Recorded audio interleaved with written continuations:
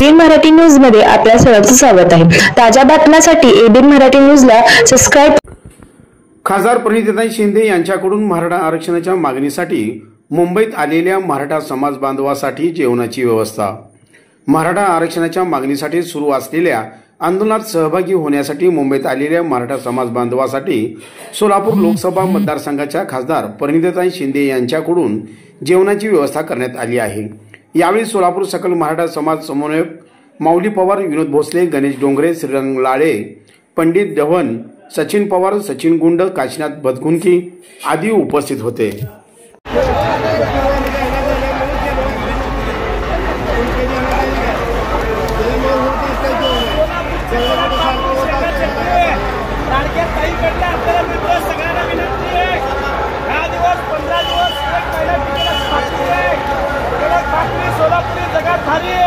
त्याला माऊली थोडं लागेल थोडं घ्या आणि शिल्लक घ्या। सोलापूर कडक भाकरी सावकाश घ्या।